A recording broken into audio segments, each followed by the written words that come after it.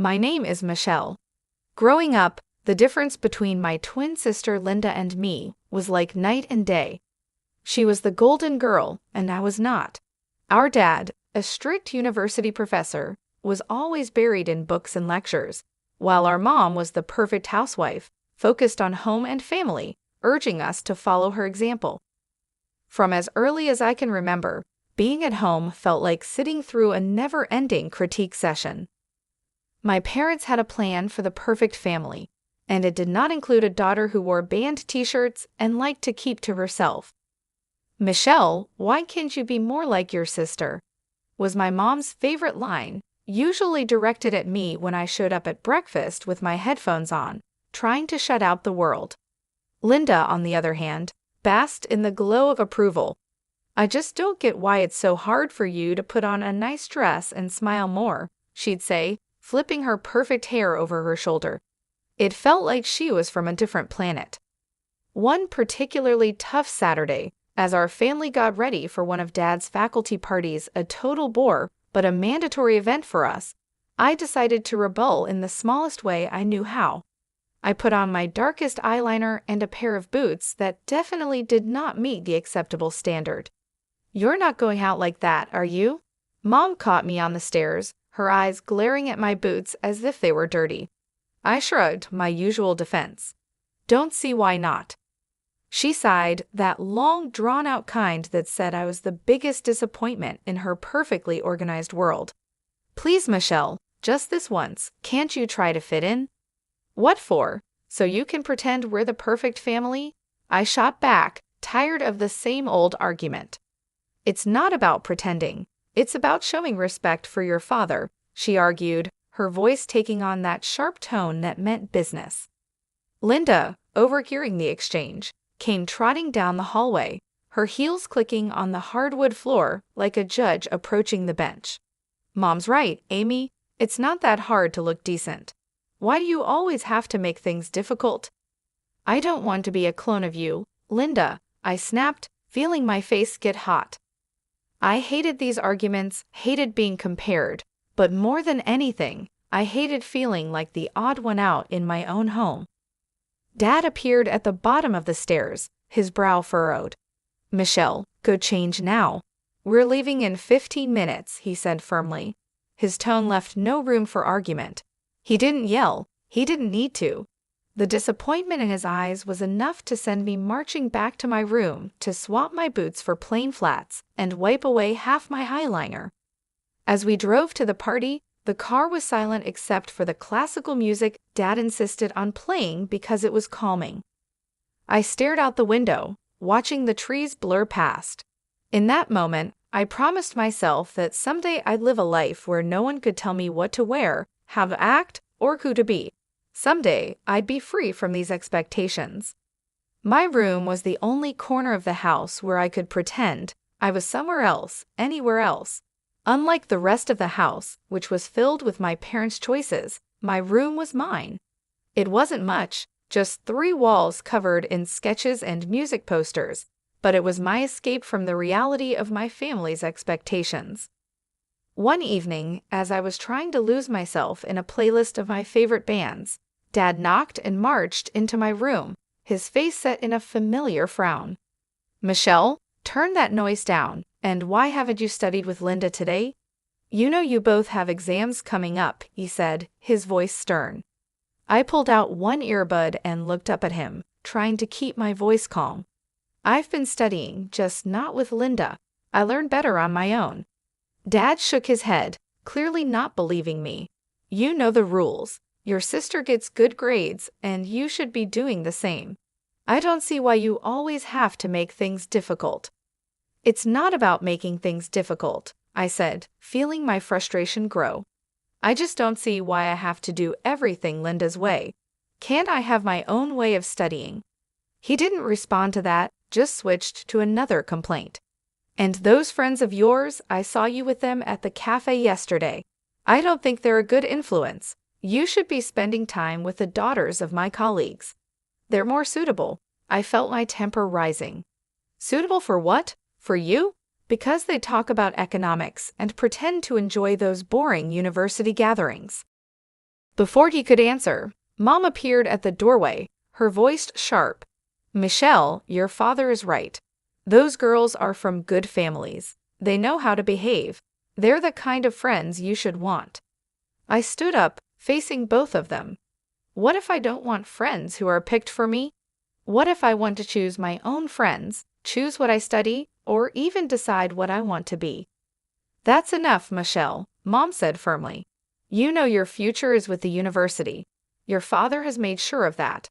And after you graduate, you'll need to start thinking about settling down. We've already discussed this. Settling down. The words felt like a prison sentence.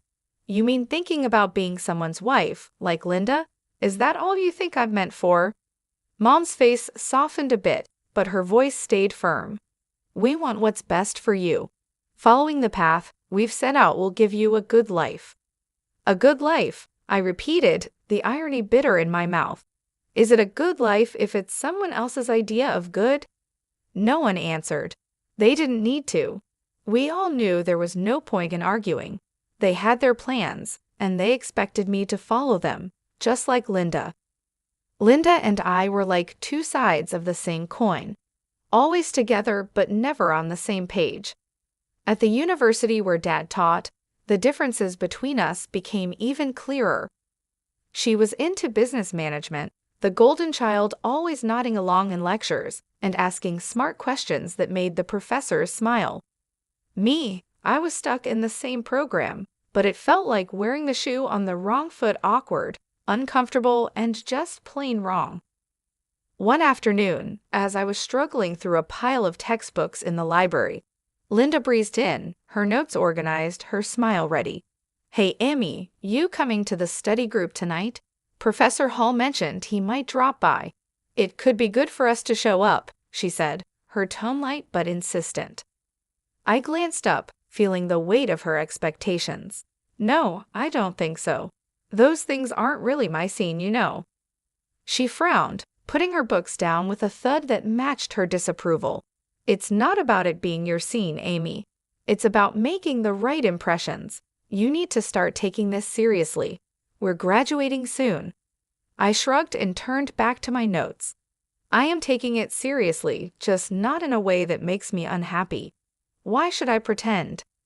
Because, Amy, sometimes you have to play the game to get ahead, she said, waving at her neat textbooks and color-coded notes. It's not about liking it. It's about doing what's necessary. I shook my head and pushed my chair back with a scrape. Well, maybe I'm tired of doing what's necessary according to everyone else. Did you ever think of that? Her voice softened, but her eyes were still firm. Amy, I'm just trying to help you. Dad won't always be around to fix things. What will you do if you keep pushing everyone away? Maybe I'll figure it out on my own. Maybe I don't need to follow Dad's path or yours, I replied, feeling a surge of defiance. Linda sighed, clearly frustrated. You're so stubborn. Just try, okay. For me, if not for yourself, show up tonight and talk to Professor Hall. It won't kill you. I looked at her, really looked, and saw not just my perfect sister, but someone who cared in her own way. Fine, I'll think about it, I conceded, not ready to promise more. Thank you, she said, her smile returning. It's not that bad, you know. You might even like it if you gave it a chance. Doubt it, I muttered, but I knew I had lost this round. For Linda, I'd show up, sit through another boring discussion, and not at the right times. It was just a few hours. How bad could it be? As it turned out, not as bad as I thought. Professor Hall was surprisingly interesting when he wasn't lecturing from a podium. I even asked a question, which earned a shocked but pleased look from Linda. Later, as we walked back to our dorm, Linda nudged me. See, not so terrible, right? That fragile piece didn't last long. In our final year, Linda introduced us to her fiancé, a lawyer 12 years older, already well established and exactly what our parents dreamed of. Mom and Dad were thrilled, praising Linda for making such a smart choice. Then they turned their hopeful eyes on me. Now, Michelle, it's your turn to find someone suitable, Dad said one evening over dinner, his tone implying my time was running out. Mom nodded enthusiastically, already planning out my life as if it were another one of her well-organized projects. Think about your future, dear, someone who can provide for you, who has a good standing. I remember staring at my plate, feeling trapped. Linda's wedding was planned down to the smallest detail by Mom. From the bridesmaids' dresses to the flowers, everything showed off her perfect vision of family prestige. After the wedding, Mom often visited Linda, giving advice and making sure Linda's life went exactly as she had planned. Watching this, I knew one thing for sure. I didn't want my life controlled by someone else. One day, I was walking down the street, lost in thoughts about escaping the life my parents wanted for me, when I heard the deep rumble of a motorcycle. Curiosity made me look.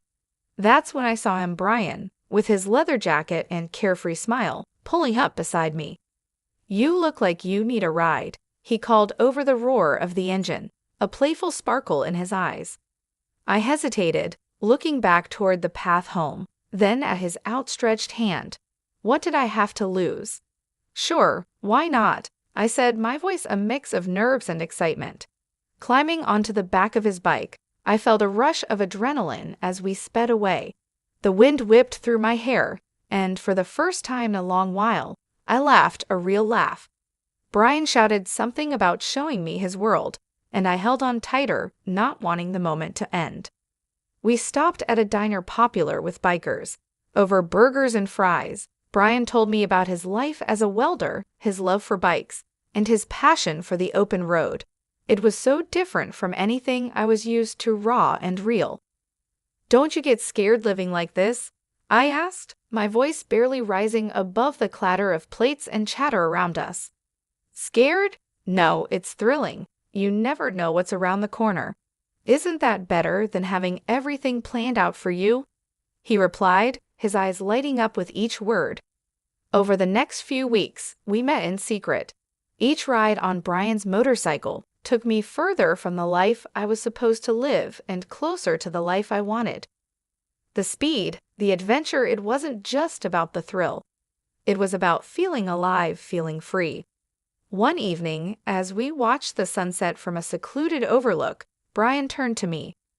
"Michelle, I don't just ride to escape. I ride to feel alive, to make every moment count. With you, every moment feels like it's worth something." I leaned into him, my heart beating fast. "I've never felt like this before. You make me feel free, Brian."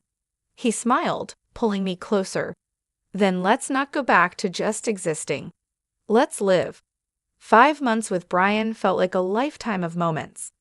I had always dreamed of the day he would propose under the stars, with the gentle rumble of his bike in the background. My heart said yes before my mouth could form the word. It was perfect, except for one big problem: my parents. I was scared to introduce Brian to them. He was everything they disapproved of: his rough edges, his wild spirit, his simple but happy life as a welder. But love gave me courage, and I decided it was time for them to know.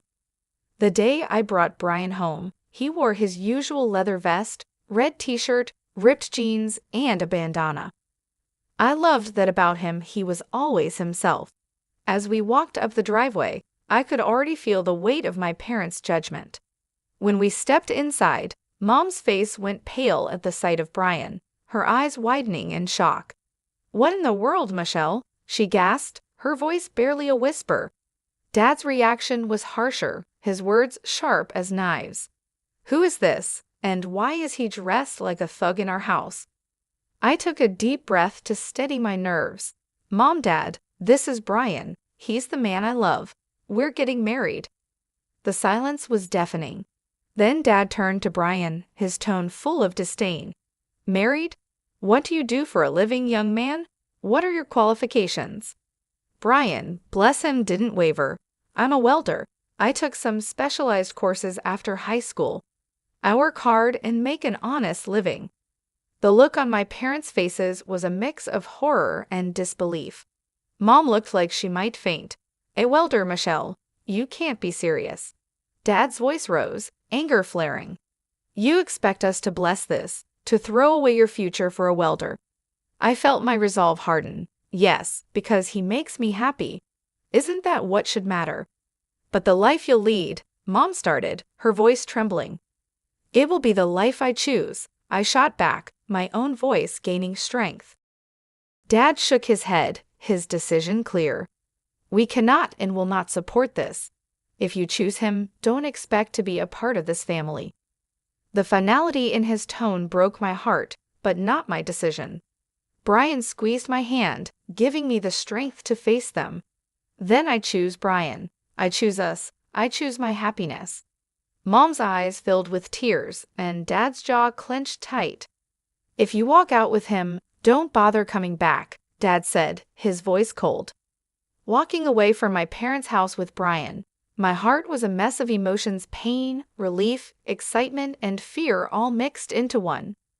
The night air felt different, like each breath was a new beginning. I took a step further into a new life. We rode in silence for a while, the steady roar of the motorcycle beneath us. When we finally stopped at a small diner on the edge of town, Brian turned to me with a serious look. Are you sure about this, Michelle? I mean, really sure. There's no going back after tonight, he said, his eyes searching mine for any sign of doubt. I nodded, squeezing his hand tightly. I've never been more sure of anything. Being with you feels right. It feels like what I'm meant to do. He smiled that reckless, charming smile that had won me over the first day we met. All right then, let's do it. Let's start our life together. Inside the diner, we found a quiet booth in the corner. The waitress brought us 2 coffees without asking, and we sat there planning our next steps. So what's first? I asked, stirring cream into my coffee and watching it swirl. We'll need to find a place to stay, at least for a while, and maybe look for jobs. I have some buddies who can help us get started, Brian replied, sounding practical but hopeful. It's going to be tough, isn't it? I said, more as a statement than a question. The reality of what we were doing was starting to sink in. Brian reached across the table and covered my hand with his. It might be, but we'll handle it together. Tough is nothing new for either of us, right? I couldn't help but laugh, a short, genuine burst of amusement. Right, together. We spent hours in that diner talking and planning. Every so often, Brian would mention an idea that sounded so wild and free that it made my heart jump. And maybe one day, we'll save enough to take that road trip across the country. Just you, me, and the open road. I like that, I said, allowing myself to dream bigger than I ever had. Riding back into the city, we began our search. The next few weeks were a blur of activity. We found a small apartment on the edge of town. It wasn't fancy, but it was ours. Brian found work at a local garage, and I picked up shifts at a nearby diner. Life was hard, but it was ours. We made do with what we had, and every night when we came home to each other, it felt like we had everything. Months later, we decided it was time to make it official and got married in a small, intimate ceremony.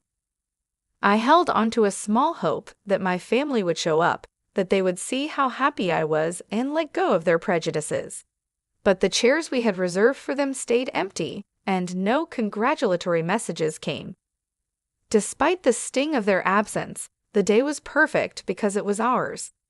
Over time, I grew very close to Brian's mom. She welcomed me with open arms, calling me her daughter and filling in the gaps left by my own family. Her warmth and acceptance helped heal some of the wounds left by my parents' rejection. Things finally started looking up for Brian and me.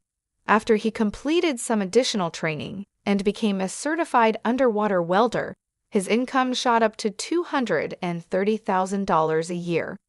That change made a huge difference. We managed to buy a townhouse in a nice area, the kind of place I had always dreamed about but never thought I'd actually live in. I started working as a dispatcher in Brian's company. It wasn't just a job. It felt like I was part of something important, supporting the man I loved and building our future together. On weekends, we escaped the city on his bike, roaring through winding roads and taking in the breathtaking views of nature.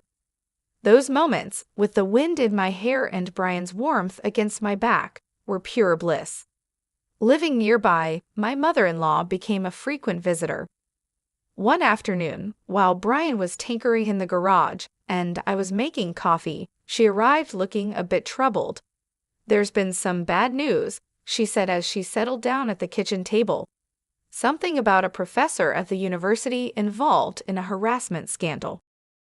My heart skipped a beat. "Did they say who it was?" I tried to keep my voice steady, dreading the answer. She shook her head. "No, they didn't mention a name on the radio, but you know how these things go. It's probably all over the TV by now." Nodding, I turned on the television and tuned into the news. Sure enough, there was a report on the scandal. As I had feared, my father's face appeared on the screen. The anchor detailed the accusations against him, and I felt a cold wave of disbelief wash over me. Turning off the TV, I sat down heavily, trying to process the news. Brian came in, wiping his hands on a rag, and saw my face. "What's wrong, babe?" he asked, his brow furrowed in concern. I swallowed hard, my voice barely a whisper. "It's my dad. He's been accused of harassing a student." Brian's expression grew serious for a moment before he came over and took my hand. "I'm sorry, Michelle. That's tough news. How do you want to handle this?" I shook my head, feeling unsure about everything. "I don't know. I mean, what can I even do? We're not close anymore." He squeezed my hand, showing he understood. "Whatever you need, I'm here for you. We don't have to figure it all out right now." I decided to wait and see how things unfolded before making any moves. Whatever decision I made, I knew Brian would be by my side, and that gave me the strength to face whatever came next. Life had been peaceful until that unexpected afternoon at work when a familiar car pulled into the parking lot. I hadn't seen my parents in a long time, and the sight of them stirred up a mix of emotions I thought I had put to rest. They both looked dramatically different. The scandal had taken its toll. Mom had lost a lot of weight and looked much older, while Dad seemed broken, a shadow of the stern man he once was. My mother saw me and rushed over, arms open as if nothing had happened, as if years of distance and disapproval could be erased in an instant. But I couldn't embrace her, not now. Instead, I stepped back and took Brian's hand, drawing strength from his presence. "Michelle, it was so hard to find you," Mom said, her voice cracking with emotion. Dad, always the blunt one, got straight to the point. His voice was harsh and bitter. "I was accused unfairly, you know. I went to your sister's husband for help, but that leech wanted a fortune. Your sister sided with him, and now they've kicked us out. We need your help." I stared at them, disbelief and anger swirling inside me. "Help? After all these years, you show up and demand help." "We have nowhere else to go," Mom said desperately. "They've disowned us too. We thought maybe we could stay with you." I almost laughed at the absurdity. "Stay with me? After you disowned me, you made it clear I wasn't your daughter anymore." Dad's face turned red, his old temper flaring up. "You owe us, Michelle, after all we've done for you." "That's where you're wrong," I replied, feeling a newfound resolve. I cut them off, feeling Brian squeeze my hand for support. "I don't owe you anything. You threw me out because I chose my happiness over your demands. And now you want to just move in and act like we're a family again?" The situation was spiraling out of control, and I could see people watching, a small crowd beginning to form. Mom started to cry, her sobs loud and drawing even more attention.